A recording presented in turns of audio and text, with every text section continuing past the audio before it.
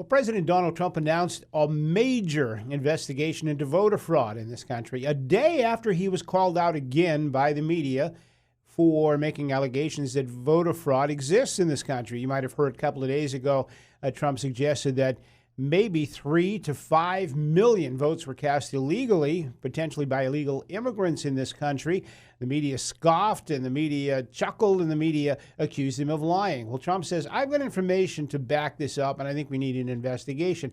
Now, let's stop and think for a moment. Those people who are calling this an absurd idea just a few weeks ago were accusing the Russians of hacking the election and of voter fraud and so on and so forth. Now, look, I'll tell you what, most of you folks out here in the listening audience believe that there is voter fraud. We've talked about New Bedford and how easy it is to walk into the polling places in New Bedford and cast a ballot without anybody knowing who you are or even having to prove. Next door in Rhode Island, they have voter ID. You have to show an ID. We don't do that here in Massachusetts. We certainly should. This is a city full of illegal immigrants. We know that. We talk about it all the time, and we know that people can and potentially do vote that are not supposed to be voting. We know in California, illegal immigrants are given driver's licenses, which certainly facilitates their ability to vote illegally in elections as well. And look back as we had the Jill Stein recounts out in Michigan. Remember, they actually had to stop the recount when so much voter fraud was uncovered.